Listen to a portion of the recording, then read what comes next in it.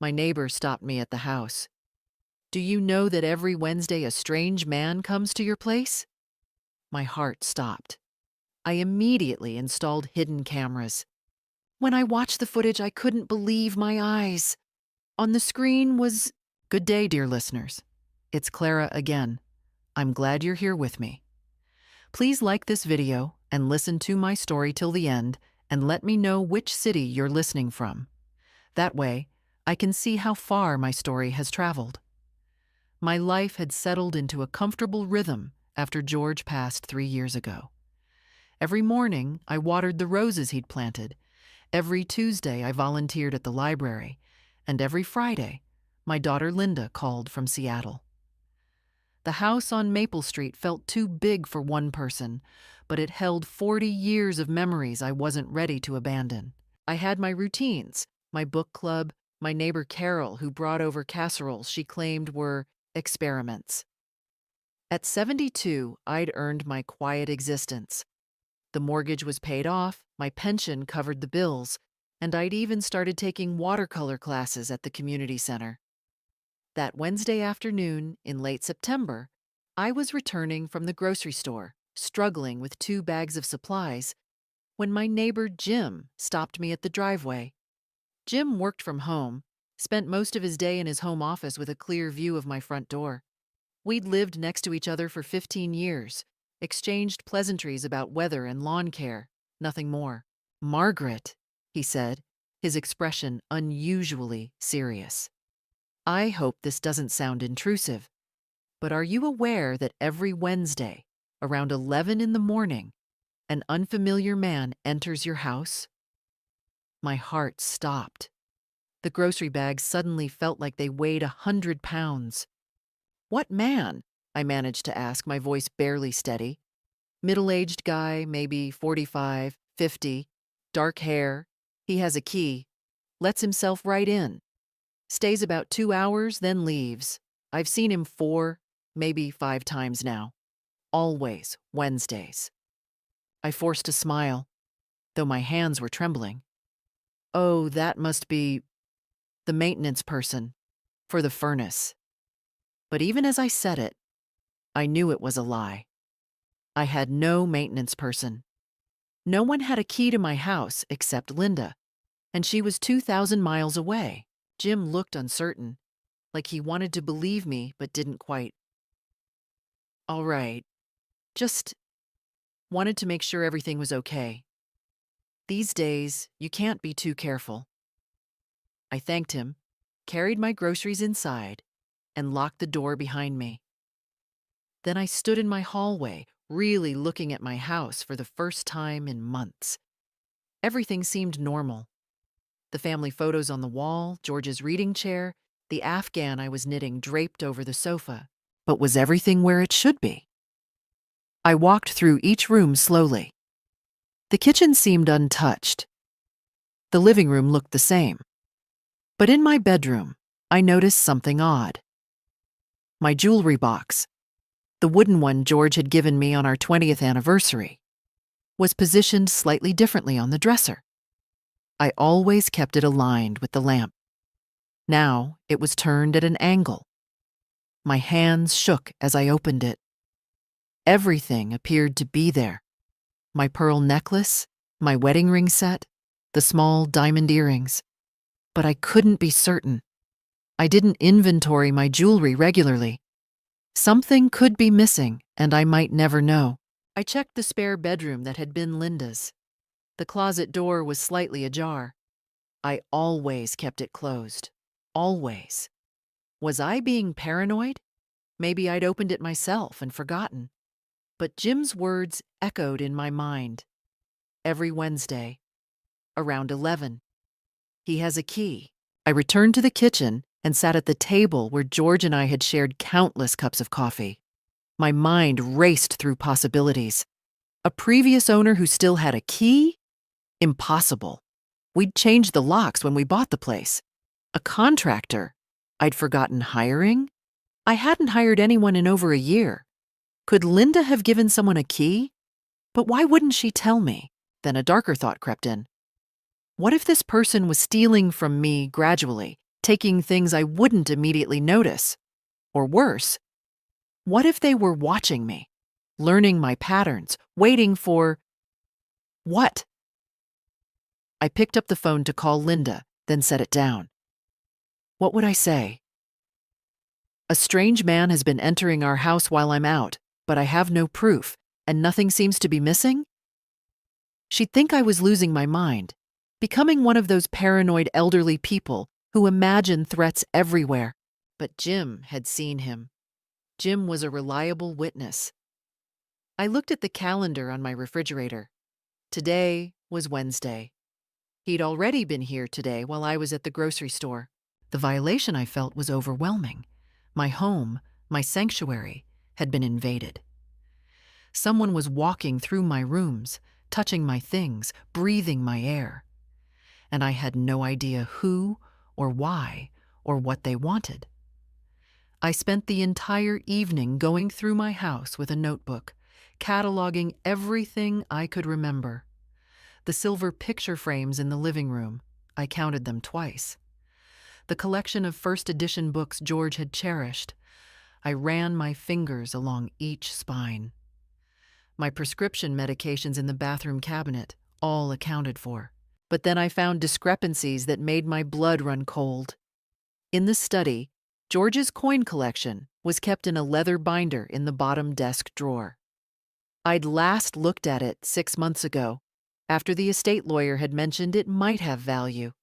I remembered there had been approximately 40 coins, including some rare wheat pennies and a silver dollar from 1889. Now there were 36. I was certain. 4 coins were missing. I sat on the floor, the binder open in my lap, and let myself feel the full weight of it. Someone had been systematically robbing me. Not everything at once, that would be too obvious. Just small items, things I might not notice for months or years. How long had this been going on? Jim said he'd seen the man 4 or 5 times. But what if it had started earlier? I thought about calling the police. But what would I tell them? Some coins were missing, I thought. My jewelry box had been moved, maybe. I had no proof of break-in, no evidence of forced entry. And the person had a key. The key. That was the crucial question. Who had access to my house keys? I retrieved my purse and examined my key ring. House key, car key, the small key to my safe deposit box. All present. Linda had her copy in Seattle. I'd given it to her years ago for emergencies. I'd never made another copy, or had I? Then I remembered.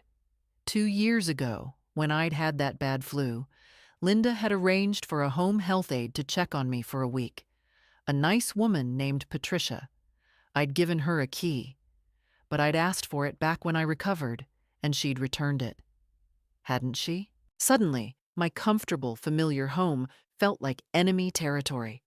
I found myself looking over my shoulder, checking the locks twice, 3 times. That night, I barely slept. Every creak of the old house settling made me bolt upright, heart racing.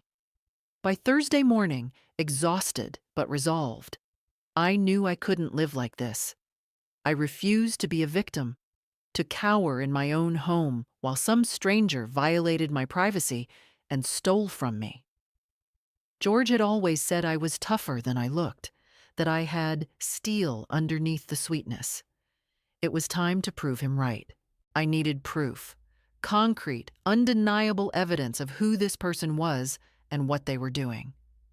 Over my morning coffee, I developed my plan. First, I would document everything valuable in my house: photographs, lists, even videos on my phone. Create a baseline of what I owned. Second, I would set traps.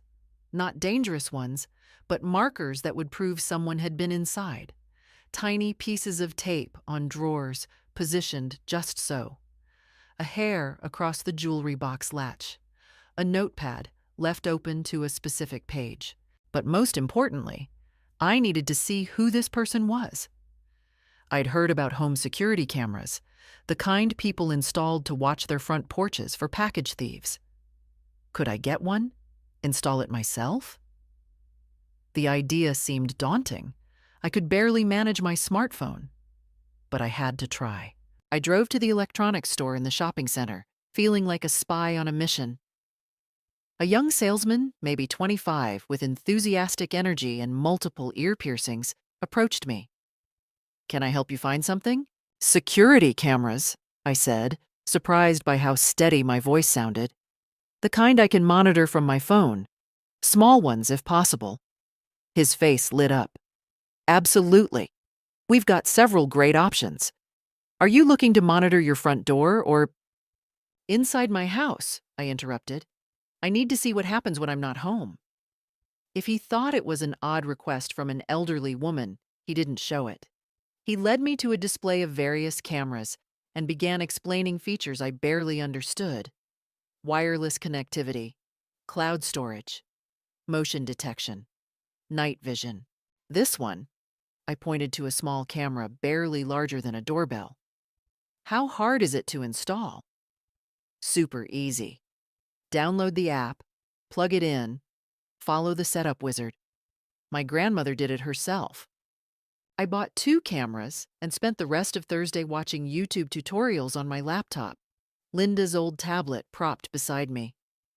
Technology that would have terrified me a week ago now seemed like a weapon I desperately needed to master. By Friday evening, I had both cameras hidden and operational. One in my bedroom, positioned to see anyone who approached my dresser. Another in the study, aimed at George's desk. Now all I had to do was wait until Wednesday and watch my own home being invaded. The weekend crawled by with agonizing slowness.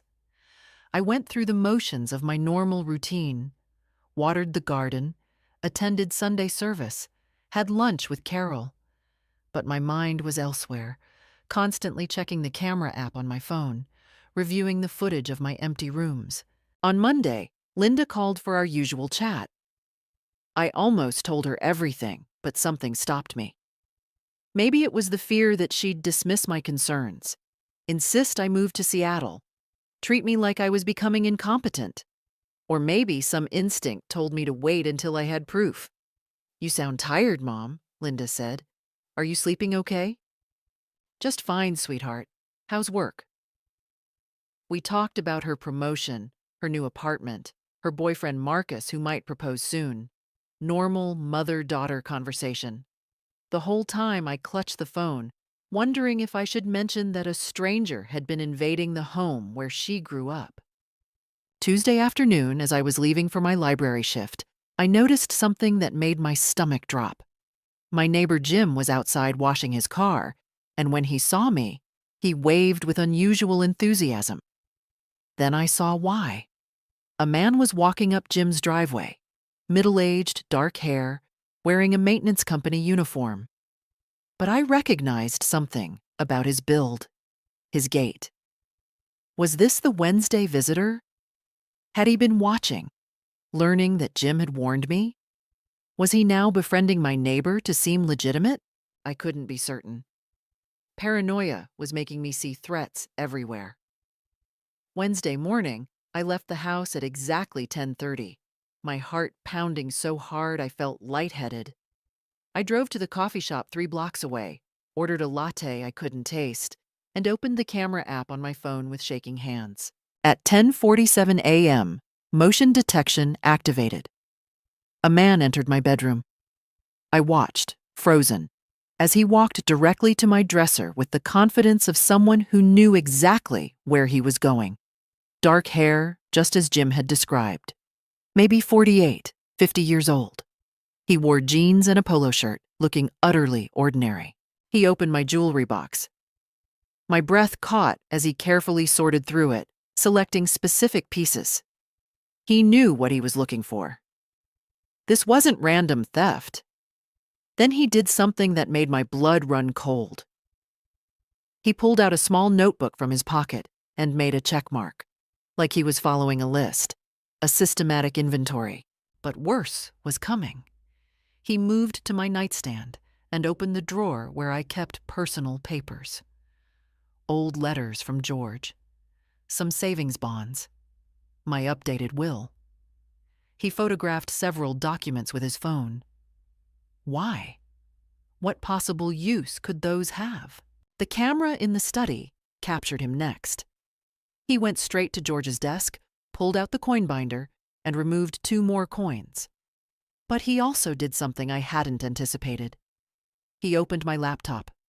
The password was written on a sticky note underneath, a terrible habit I'd never corrected, and inserted a thumb drive.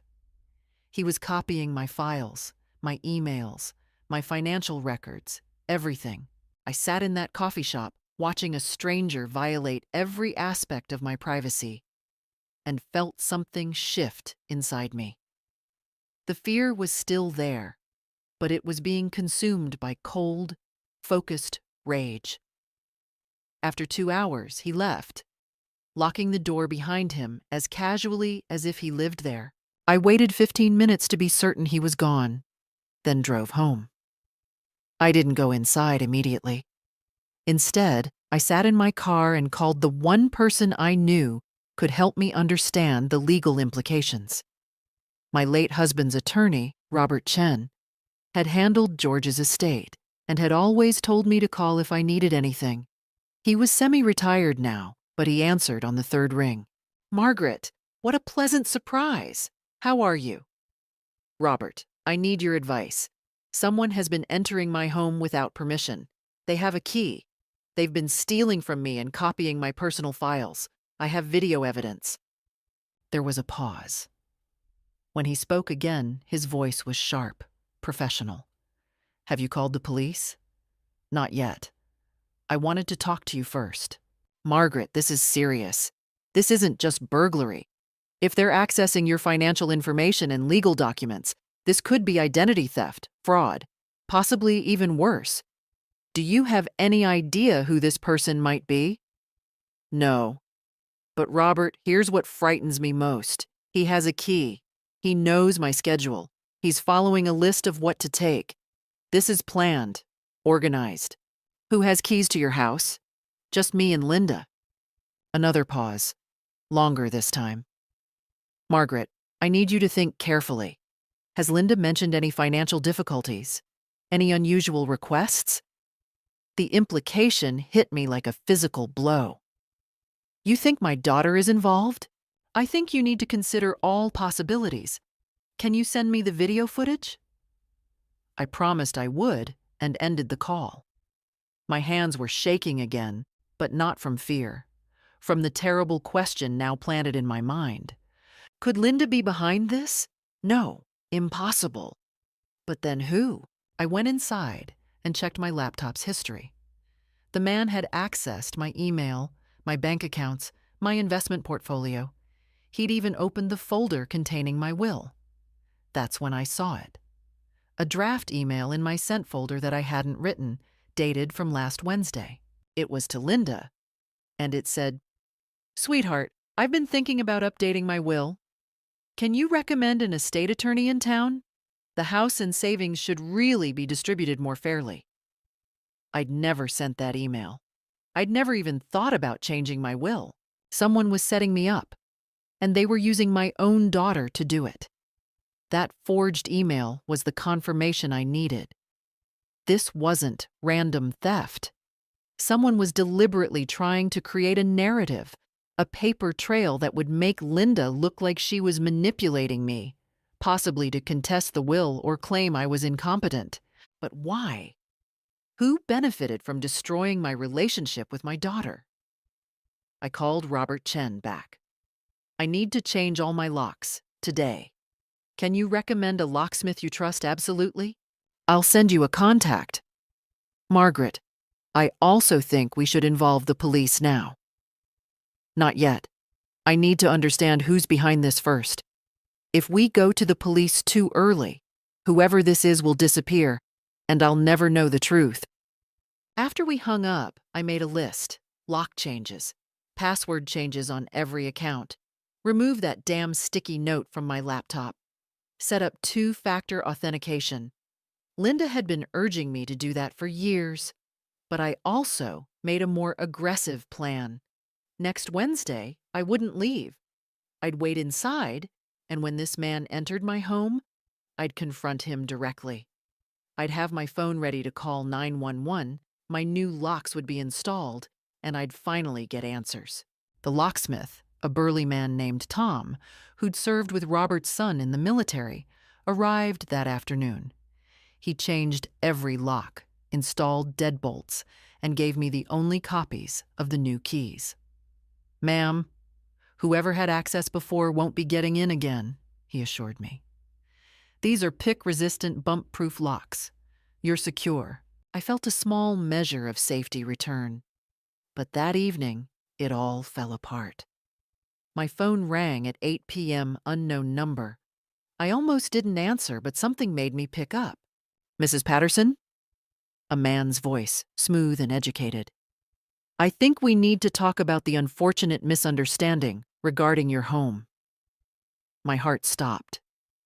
"Who is this?" "Someone who has your best interests at heart. You see, we've noticed you've been making some changes. New locks, security cameras. Very industrious for someone your age. But I'm afraid you're interfering with important work." "Important work? You mean stealing from me?" A low chuckle. Such an ugly word. Think of it as asset reallocation. You have more than you need, Margaret. More than a woman alone requires. We're simply ensuring that resources go where they're most useful. The audacity took my breath away. "I'm calling the police right now." I wouldn't do that. "You see, we have quite a bit of documentation showing that you've been experiencing memory issues. Those emails you don't remember sending? The financial decisions that seem erratic? Your own daughter is worried about you. In fact, there's already a folder being prepared for adult protective services. It would be terrible if Linda had to pursue a conservatorship." The threat was clear. They'd frame me as mentally incompetent, make Linda believe I needed to be declared unable to manage my own affairs. "You can't do this," I said, but my voice shook. "It's already done, Margaret. The question is whether you want to make this easy or difficult. Work with us, sign a few documents, and you can live out your days in peace. Fight us, and you'll spend your remaining years fighting your own daughter in court, being poked and prodded by doctors trying to prove you're senile. Your choice." He hung up before I could respond. I stood in my kitchen, phone still in my hand, feeling the full weight of the trap closing around me. They'd thought of everything. Create evidence of my incompetence, turn Linda against me, isolate me from my own life. But they'd made one crucial mistake. They'd underestimated me. I immediately called Robert Chen again. "They just threatened me. I need you to document everything, create a sealed file with all the evidence I've collected. If anything happens to me, if there's any attempt to declare me incompetent, this needs to go to the authorities immediately. Consider it done. Margaret, are you safe there tonight?" "My locks are changed. They can't get in." But even as I said it, I wondered. If they were sophisticated enough to plan all this, what else might they do? That night, I packed a bag and drove to a hotel near the airport. I checked in under a fake name, paying cash like some kind of fugitive, and barely slept, jumping at every sound in the hallway. The next morning, Thursday, I returned home to find everything appeared normal. But there was a note slipped under my front door, written in careful block letters. "Stop fighting. Last warning." I picked it up with a tissue, placed it in a plastic bag. More evidence. But evidence for what? I still didn't know who these people were. I needed help. Real, professional help. I spent the next 3 days researching private investigators, finally settling on a retired FBI agent named Sarah Morrison, who specialized in financial crimes and elder fraud. She listened to my story without interruption, reviewed my camera footage, examined the forged email. When I finished, she nodded slowly. "Mrs. Patterson, you're the victim of a sophisticated operation. This isn't one person. It's a team. They've done this before. Can you find out who they are? Yes, but it's going to take time, and you need to follow my instructions exactly. Can you do that? For the first time in days, I felt hope. Whatever it takes. Good, then we start by setting a trap of our own. Sarah Morrison moved quickly. Within 2 days, she'd installed additional cameras I couldn't even see, set up secure communication channels, and begun tracing the origin of that threatening phone call. She also gave me a small panic button that looked like a pendant. One press, and both she and the police would be alerted. Wear it always, she instructed. These people have shown they're willing to escalate. On Sunday, I returned to church as usual, maintaining my routine as Sarah had advised. Act normal, she'd said. Let them think you've been frightened into submission. After the service, as I was getting into my car, a woman approached me. Mid-40s, professionally dressed with a warm smile that didn't reach her eyes. Mrs. Patterson? My name is Diane Foster. I'm a social worker with Elder Care Services. I was hoping we could talk for a moment. My stomach clenched, but I kept my expression neutral. About what? Your daughter Linda contacted our office. She's concerned about you living alone. She mentioned some memory issues, some confusion with your finances. I completely understand.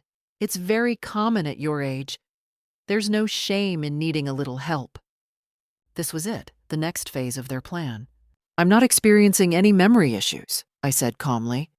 And I certainly didn't authorize my daughter to contact social services. Diane's smile became sympathetic, patronizing. Mrs. Patterson? Denial is also very common. But Linda showed us some concerning emails, some erratic financial decisions. We just want to make sure you're safe. Perhaps we could schedule a home visit, just a friendly evaluation. No, thank you. I started to get into my car. She placed a hand on the door, preventing me from closing it. Mrs. Patterson, I should mention that if we receive reports of a vulnerable adult refusing necessary services, we can petition the court for an emergency evaluation. It would be much easier if you cooperated voluntarily. I looked directly into her eyes, channeling every ounce of steel George had always said I possessed. I am not refusing necessary services because none are necessary. I'm 72, not senile. I manage my own finances, my own home, and my own life perfectly well. If you have concerns, please put them in writing and send them to my attorney, Robert Chen. I'll give you his card. I handed her Robert's business card from my purse. Her smile finally faltered. That's really not necessary. We're just trying to help. Then help by leaving me alone. I closed the car door and drove away, hands shaking on the steering wheel. But I'd done it. I hadn't broken, hadn't shown weakness. That afternoon, an envelope was delivered to my door. Inside was a cashier's check for $50,000 and a typed note. Mrs. Patterson, we recognize this situation has been stressful for everyone involved. Please accept this as compensation for any distress you've experienced. All we ask is that you sign the enclosed document agreeing not to pursue any legal action, and we'll cease all contact. You can enjoy your retirement in peace. This is a generous offer. Please consider it carefully. The enclosed document was 3 pages of legal jargon that essentially signed away my right to report the theft, the harassment, or anything else they'd done. I photographed everything and sent it to both Sarah and Robert. Sarah called within 10 minutes. Don't sign anything. This proves they're worried. They wouldn't offer you money if they thought they had the upper hand. Should I cash the check? God, no. That could be construed as accepting the settlement. Leave it untouched. It's evidence. That evening, Carol stopped by with another casserole. As we sat at my kitchen table, I made a decision. I needed allies, people who knew the truth in case something happened to me. Carol, I need to tell you something, and I need you to listen without interrupting. I told her everything. The break-ins, the threats, the fake social worker, the bribes. She listened, her expression shifting from disbelief to anger. That's outrageous. Margaret, why didn't you tell me sooner? You shouldn't be going through this alone. I'm not alone anymore. I have a private investigator and an attorney. But I need you to know in case they try to make people think I'm losing my mind. Carol gripped my hand. Anyone who spends 5 minutes with you knows you're sharp as ever. I'll testify to that anywhere, anytime. The next person I needed to talk to was harder. I called Linda that night, my heart heavy. Mom, I was just thinking about you. How are you? Linda, sweetheart, I need to ask you something, and I need you to be completely honest with me. Have you contacted any social services agencies about me? There was a long silence. What? No. Why would I do that? Has anyone approached you claiming to be worried about my mental state? Mom, you're scaring me. What's going on? I took a deep breath. Someone has been impersonating you, trying to convince authorities that I'm incompetent. They've forged emails from my account to you. They've been stealing from me and threatening me. I need you to know that whatever you hear about me in the coming weeks, whatever documentation anyone shows you, it's not real. Linda's voice rose in panic. What? Who's doing this? Have you called the police? I have professionals handling it. But Linda, I need you to promise me something. If anyone contacts you claiming to represent me or claiming I need help, you verify it directly with me first.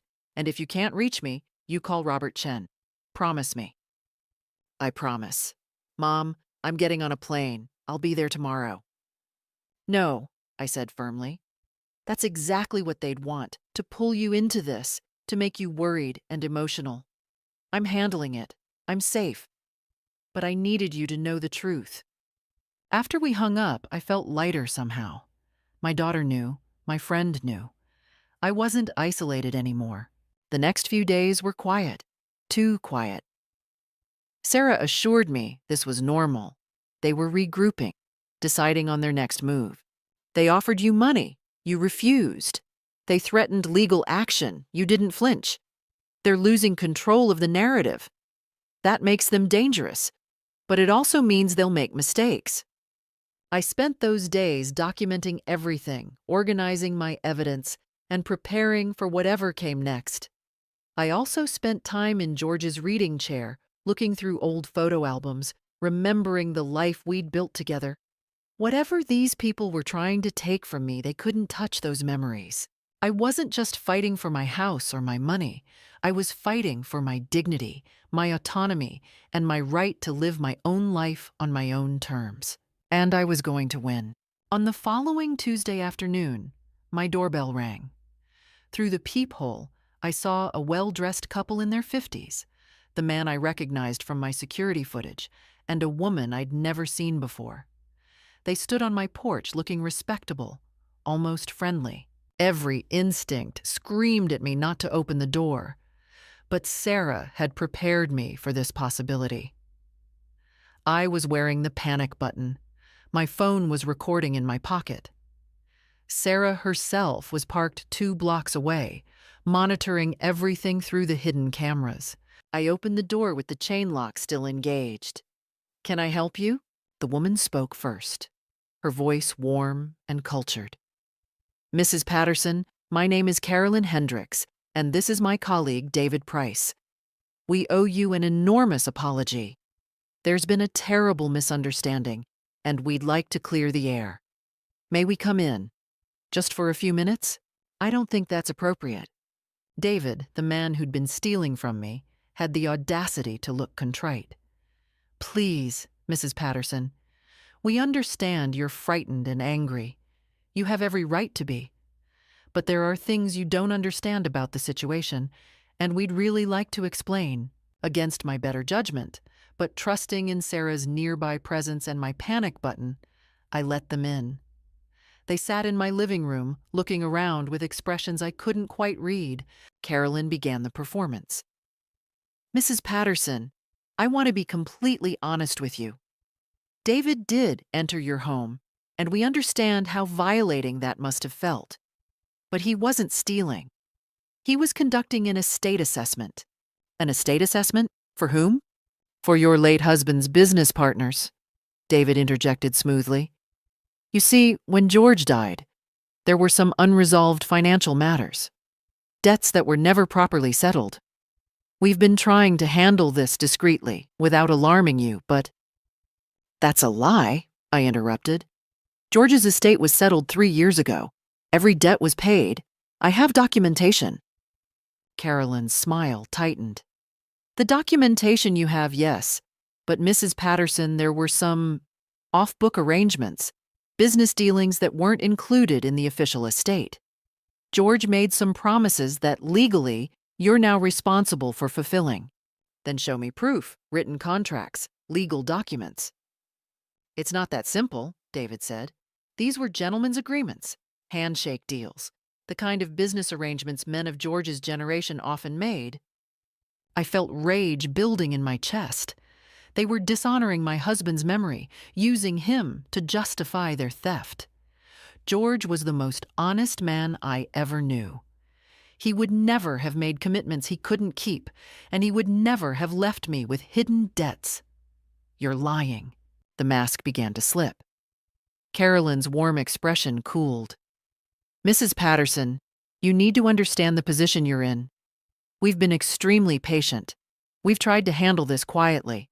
But if you continue to be difficult, we have the means to make your life very complicated. You mean the forged emails? The fake social worker? The threats? David leaned forward. Those were just warnings. Gentle suggestions that cooperation would be in your best interest. But we can do much more than that. We have connections, Mrs. Patterson. Doctors who can testify about cognitive decline. Judges who owe us favors. We can have you declared incompetent and placed in a facility within a month. And then what? You take my house? My savings? We take what we're owed, Carolyn said flatly. What George promised us. The house alone would almost cover it. The house? Finally, the truth emerged. They wanted my home. Who are you really? I asked. You're not business associates. George would have mentioned you. Carolyn stood up, her pretense of friendliness completely gone. Who we are doesn't matter. What matters is that you have 2 options. You can sign the house over to us voluntarily. We'll give you a generous amount to live on, and you can relocate somewhere nice, maybe closer to Linda in Seattle. Or we can destroy you legally, emotionally, and financially, and take it anyway. Your choice. I choose option 3, I said calmly. I fight you with everything I have. David's face darkened. You're a 72-year-old woman, alone. You think you can fight us? I know I can. Carolyn laughed, a harsh sound without humor. You have no idea what you're up against. We've done this before, Mrs. Patterson. We're very good at it. Elderly people living alone in valuable properties, your ideal targets. And we've never lost. There's a first time for everything. The temperature in the room seemed to drop. David stood, and for a moment, I felt genuine fear. He was larger than me, younger, stronger. If he wanted to hurt me, what could I do? But I didn't reach for the panic button. I met his eyes steadily. If you touch me, that's assault. My security cameras are recording everything. My attorney has copies of all my evidence. You can't make this go away. Carolyn grabbed David's arm. Let's go. She's not worth the trouble. Oh, we're not done, David said, his voice low and threatening. Not even close. You have no idea what's coming, old woman. They left, slamming the door behind them. I stood in my living room shaking and pressed the panic button. Sarah was inside within 2 minutes, gun drawn, checking every room. Are you hurt? No, but I got their threats on camera, all of it. She smiled grimly. Perfect. They just committed extortion on video. Now we've got them. But as I sat down, the adrenaline draining away, I felt a flutter of fear. They'd been so confident, so certain they would win. What did they know that I didn't? Still, beneath the fear was something stronger. Determination. They'd threatened me in my own home, dishonored my husband's memory, and tried to intimidate me into surrendering everything George and I had built together. They'd made a terrible mistake. They'd made it personal. Sarah worked quickly after their visit. The video of their threats gave her leverage to dig deeper, and what she uncovered was even worse than I'd imagined. Carolyn Hendricks and David Price weren't just con artists. They were part of a sophisticated elder fraud ring that had been operating across 3 states for nearly 5 years. They targeted widows and widowers living alone in valuable properties, using the same pattern every time: gain access, steal gradually, create evidence of incompetence, then force their victims to sign over assets. They've successfully stolen 4 houses this way, Sarah told me Wednesday morning. Total value over $3 million. But we've never had a victim who fought back before. Most were too frightened or too confused to resist. Why haven't they been caught? Because their victims either don't realize what happened until it's too late, or they're too ashamed to report it. The ones who did try to fight ended up in conservatorships, declared incompetent. Carolyn has a brother who's a probate attorney. He handles the legal side.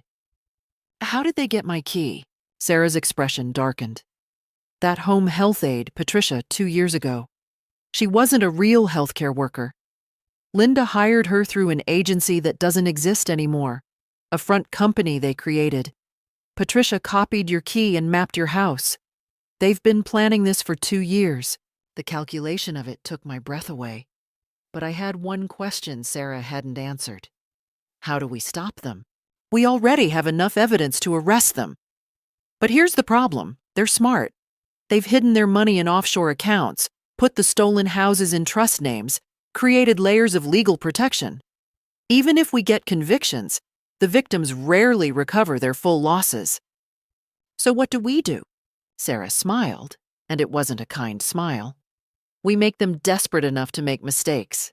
And I have a plan. That afternoon, Robert Chen filed a lawsuit against Carolyn Hendricks, David Price, and 3 of their associates, explicitly naming them in connection with fraud, theft, and elder abuse. The lawsuit detailed every crime, included stills from my security footage, and demanded full restitution. Simultaneously, Sarah contacted the FBI's Financial Crimes Division with her complete investigation. Arrest warrants would be issued within days.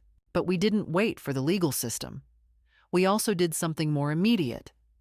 Robert sent a letter to every title company in the region warning them that any attempt to transfer the deed of my property should be considered fraudulent and reported immediately. The response was swift and vicious. Thursday evening, all 5 of them showed up at my door. Carolyn, David, and 3 others I'd never seen. 2 men and another woman. They didn't bother with pretense this time. I opened the door with Sarah standing beside me and 2 plainclothes police officers waiting in my kitchen. "You stupid bitch!" Carolyn spat, her cultured facade completely gone. "Do you have any idea what you've done?" "Yes," I said calmly. "I've exposed you." David pushed forward, his face red with rage. "That lawsuit is public record. Our names are everywhere. You've destroyed years of work." "Good. You destroyed people's lives, stole their homes, preyed on grief and loneliness." One of the men, thin and nervous-looking, pointed at me with a shaking finger. "We can still fix this. We'll say you're crazy, that you imagined everything." "With video evidence?" Sarah interrupted. "With FBI involvement? You're finished." The second man, larger and more threatening, stepped forward. "We could make this go away, permanently. Old woman living alone, has a fall down the stairs." That was when the police officers emerged from the kitchen, badges visible. "And that's terroristic threats on top of everything else," one officer said. "You're all under arrest." The chaos that followed was almost satisfying. Carolyn tried to run and was tackled on my front lawn. David started yelling about lawyers. The nervous man began crying. The large one who'd threatened me tried to fight and ended up face down on my porch floor. Through it all, I stood in my doorway, watching the people who'd terrorized me being handcuffed and read their rights. Neighbors gathered on their lawns, including Jim, who gave me a thumbs up. But the moment that gave me the most satisfaction was when Carolyn, being led to the police car, looked back at me with pure hatred. "You've ruined everything," she hissed. "No," I replied. "I stopped you from ruining anyone else." Later, after the police had taken them away and Sarah had finished her statements, I sat in George's reading chair and allowed myself to feel the full weight of what had happened. I'd been targeted, violated, threatened, and manipulated. They'd tried to steal my home, my savings, my independence, and my relationship with my daughter. They'd underestimated me at every turn, assuming age made me weak. They'd been wrong. The phone rang. Linda, calling from the airport in Seattle. "Mom, I saw the news. Are you okay? I'm on the next flight." "I'm fine, sweetheart. It's over." "Mom, you took down an entire criminal organization." I smiled. I protected my home, that's all. The trial took place 6 months later. Sarah Morrison's meticulous investigation had uncovered everything. Bank records showing the stolen money, forged documents, testimony from other victims who'd finally found the courage to come forward. The evidence was overwhelming. I sat in the courtroom every single day, wearing my best dress, my head held high. I wanted Carolyn Hendricks and David Price to see me, to understand that they hadn't broken me. Linda flew in from Seattle and sat beside me, holding my hand. Robert Chen represented me personally, waiving his fees. Even Carol attended, glaring at the defendants with the fury of a protective friend. The prosecution laid out the full scope of their operation. 4 homes stolen, totaling $3.2 million. 17 victims who'd been robbed or scammed in smaller ways. Years of preying on vulnerable elderly people, using their grief and loneliness as weapons. Carolyn's attorney tried to paint her as a businesswoman who'd made some questionable decisions. David's lawyer claimed he'd just been following orders. The others pleaded for mercy, claiming they'd been manipulated. The jury saw through every lie. When the verdicts came back, guilty on all counts for all 5 defendants, I felt something release in my chest. Justice. Real, concrete justice. The sentencing was even more satisfying. Carolyn Hendricks received 15 years in federal prison for fraud, elder abuse, and conspiracy. David Price got 12 years. The others received sentences ranging from 6 to 10 years. None would be eligible for parole. But the criminal convictions were only part of it. The civil lawsuit that Robert filed resulted in complete restitution. Every asset they'd hidden, every offshore account, every stolen property, all of it was seized. The 4 homes they'd stolen were returned to the rightful heirs. The money they'd taken from victims was recovered and distributed. For me personally, the court ordered them to pay $200,000 in damages for emotional distress, lost property, and legal fees. Every penny of what they'd stolen was returned, plus punitive damages. But the victory that meant the most came from something else entirely. 3 of their previous victims, elderly people who'd been too ashamed or frightened to come forward, contacted me after the trial. One woman, Grace, had lost her husband's house to these criminals. She'd been living with her daughter, believing she'd simply failed to manage her affairs properly. Learning that she'd been targeted, that it wasn't her fault, gave her closure she'd never thought possible. "You gave me my dignity back," she told me over coffee. "I thought I'd lost my mind. You proved I was just a victim of evil people." We formed a support group, the 5 of us who'd survived their scheme. We met monthly, sometimes just to talk, sometimes to advocate for stronger elder protection laws. Our story made national news. I even testified before the state legislature about the need for better safeguards. The day after sentencing, I changed my will. Half my estate would still go to Linda, but the other half would fund a foundation to help elderly fraud victims with legal fees and investigations. George would have approved. Linda stayed with me for 2 weeks after the trial ended. We sorted through old photos, cooked together, talked about George and memories and the future. "Mom, I'm so sorry," she said one evening. "If I'd been more present, If I'd visited more often, maybe this wouldn't have happened. They would have targeted me anyway, I assured her. They were professionals. But sweetheart, I need you to understand something. I didn't just fight them for me. I fought them so you'd know that your mother is strong, capable, and not someone to be underestimated. She hugged me tightly. I never doubted that for a second. 2 months after the sentencing, I received a letter forwarded from the prison. It was from Carolyn Hendricks, written in cramped handwriting. Mrs. Patterson, I won't apologize because you wouldn't believe me anyway, but I need you to know. We chose you because you seemed weak, alone, an easy target. We were wrong about everything. You cost me my freedom, my money, and my future. I hope you're satisfied. I read it once, then filed it away with the rest of the evidence. Satisfied? Yes, I was satisfied. She'd spent her life preying on people she perceived as weak. Now she'd spend years in prison, learning that strength has nothing to do with age or being alone. Jim, my neighbor who'd started everything with his simple warning, brought over a bottle of champagne the day I received the restitution check. To Margaret Patterson, he toasted, the toughest woman on Maple Street. I clinked my glass against his. To neighbors who pay attention, that night I sat in George's reading chair and looked around my home. Every object, every corner, every memory was mine again, truly mine. No one could take it from me now. I'd won completely, utterly, without compromise. And it felt glorious. A year after the trial, my life had transformed in ways I never expected. The foundation I'd established, the George Patterson Elder Protection Fund, was thriving. We'd helped 12 families fight fraud cases, prevented 2 other homes from being stolen, and sponsored legislation that passed in 3 states requiring better verification for home healthcare workers and estate attorneys. I'd become something of an accidental activist. I gave speeches at senior centers about recognizing fraud, wrote articles for retirement magazines, and even appeared on a national morning show to discuss elder financial abuse. At 73, I'd found a purpose I never knew I needed. Linda visited every other month now, sometimes bringing Marcus, her fiancé. We'd grown closer through the ordeal.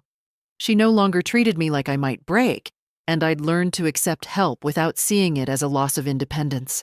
Carol and I started a book club specifically for true crime stories, which gave us endless entertainment. Jim installed a proper security system as a gift, though I barely needed it anymore. The whole neighborhood watched out for me now. I even started dating, much to Linda's delighted surprise. A retired professor named Arthur, who'd heard me speak at the library, struck up a conversation about fraud prevention and ended up asking me to dinner. Nothing serious yet, but the companionship was lovely. George would have wanted me to be happy. The house felt like mine again. I'd redecorated the bedroom, painted the study a warm cream color, and planted new roses in the garden, yellow ones this time, for new beginnings. But the sweetest victory came from tracking what happened to my enemies. Carolyn Hendricks was serving her sentence in a federal women's prison in Pennsylvania. According to reports Sarah occasionally sent me, she'd become a friend beyond just an investigator. Carolyn was not adjusting well. She'd been accustomed to luxury, control, manipulation. Prison offered none of those things. Her brother, the probate attorney who'd helped with the legal side of their schemes, had been disbarred and faced his own criminal charges. Their entire family's reputation was destroyed. David Price was in a different facility, a medium security prison where he worked in the laundry for pennies an hour. The man who'd walked through my home with such confidence, stealing my husband's coins and photographing my documents, now folded prison uniforms and ate cafeteria food. Sarah had learned through her contacts that he'd been beaten up twice by other inmates who particularly despised those who preyed on the elderly. I didn't take pleasure in violence, but I couldn't deny a certain grim satisfaction in the information. The 3 others received similar fates. The nervous man who'd pointed at me in my own home was reportedly suffering panic attacks in prison. The large one who'd threatened me had gotten into fights and spent months in solitary confinement. The woman who'd helped them had tried to appeal her sentence and failed miserably. But beyond their prison sentences, they'd lost everything else too. Their seized assets had been distributed to victims. Their offshore accounts were frozen and emptied. Their fake businesses were dissolved. Their names were permanently associated with elder fraud. A simple Google search would reveal their crimes forever. Even after release, they'd be registered in databases, monitored, unemployable in any position of trust. Their lives, as they'd known them, were finished. Meanwhile, the victims they'd hurt were healing. Grace, the woman who'd lost her husband's house, had her property restored to her children. She'd moved back into a small apartment nearby and visited the house sometimes, finding peace in knowing it was back in her family. Another victim, a widower named Harold, had recovered enough funds to pay for his granddaughter's college tuition, money he'd thought was lost forever. Each recovery felt like another victory, proof that fighting back had been worth every moment of fear and stress. On the anniversary of that Wednesday when Jim had stopped me with his warning, I threw a garden party. Linda flew in, Arthur brought wine, Carol made 3 casseroles, Sarah came with her husband, Robert Chen arrived with a beautiful card, and Jim showed up with flowers. We stood in the backyard, surrounded by George's roses and my new yellow ones, and I raised my glass. A year ago, I was a victim. Today, I'm a survivor, an advocate, and surrounded by the best people I know.